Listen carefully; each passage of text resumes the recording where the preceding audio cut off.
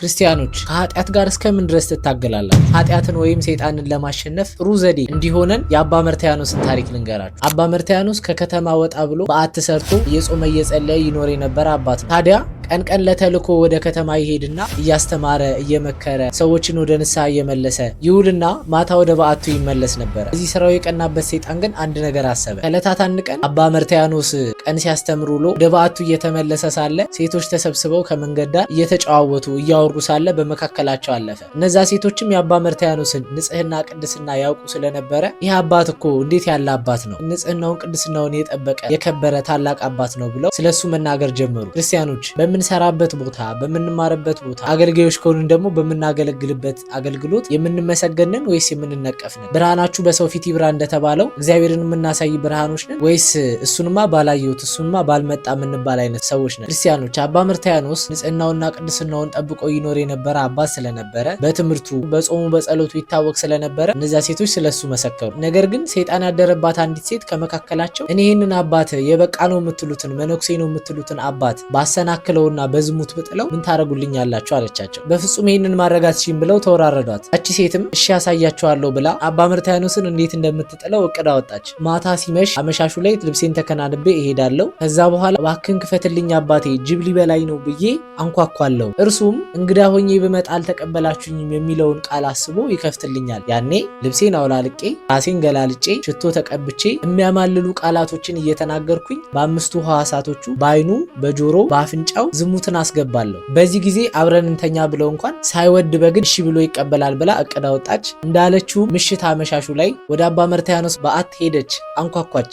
አባ መርትያኖስ ግን የበቃ ስለነበረ ለምን እንደመጣች ምን ልታደርግ እንደመጣች አውቆ ነበርና ጨነቀው፣ ግራ ገባው። ቢያስገባት ልታስተው ነው፣ አያት ገቢም ብሎ ቢከለክላት ደግሞ እንዳለችው እንግዳ ሆኜ በመጣ አልተቀበልከኝም የሚለውን የጌታ ቃል አሰበና ምን ፈልገሽ መጣሽ አላት። እባክህን አባቴ እንግዳ ነኝ፣ አገር ሳቋርጥ መሽቶብኝ ነው፣ ጅብ ከሚበላኝ እባክህ ክፈትልኝና አስገባኝ አለችው። አባ መርትያኖስ ወዲያውኑ የጌታን ትእዛዝ አሰበ። ክርስቲያኖች ኃጢአት ልንሰራ ባልን ጊዜ ኃጢአት ከሰራንም በኋላ ስንበላ ስንሄድ በማንኛውም ሰዓት የእግዚአብሔርን ትእዛዝ እናስባለን። ታላቁ አባታችን አባ እንጦንስ ጊዜ እግዚአብሔርን በፊት ተመልከተው፣ ኃጢአት ልትሰራ ባልክ ጊዜ በፊት ተመልከተው ከኃጢአት ትሸሻለህ። አባ መርትያኖስ እንግዳ ሆኜ ቢመጣ አልተቀበልከኝም የሚለው የጌታ ትእዛዝ ትዝ አለው። ከፍቶ ማስገባት እንዳለችውም ተገባችና ከተቀመጠች በኋላ ልብሷን መገላለጥ፣ ሽቶ መቀባት፣ ለስለስ ያሉ ቃላቶችን ማውራት ጀመረች። ክርስቲያኖች አሁን የጾም ወቅት ነው። ከኃጢአት ለመጠበቅ ምን እናድርግ ካላችሁኝ አይናችንን፣ ጆሮአችንን፣ አፍንጫችንን አምስቱን ሕዋሳቶቻችን እንጠብቅ። ምክንያቱም ኃጢአት የሚገባውም የሚወጣውም በአምስቱ ሕዋሳቶቻችን ስለሆነ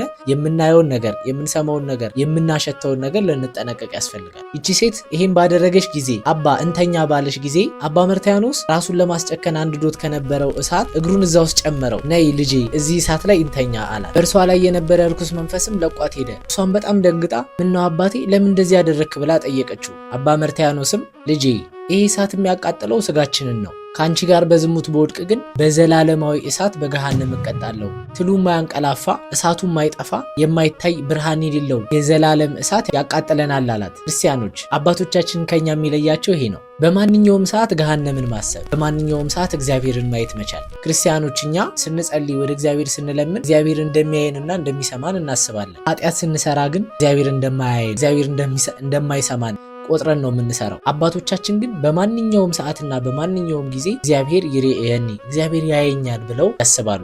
ወዲያውም ያቺ ሴት አባቴ እባክህን ይቅርታ አድርግልኝ ብላ እግሩ ስር ተደፍታ አለቀሰች። አባ መርትያኖስም አይዞሽ በርቺ ብሎ አስተምሯት ጎበዝ ክርስቲያን ሆና የሱን ያንን በዓት ለሷ ትቶላት አባ መርትያኖስ ወደ ሌላ ቦታ ሄደ።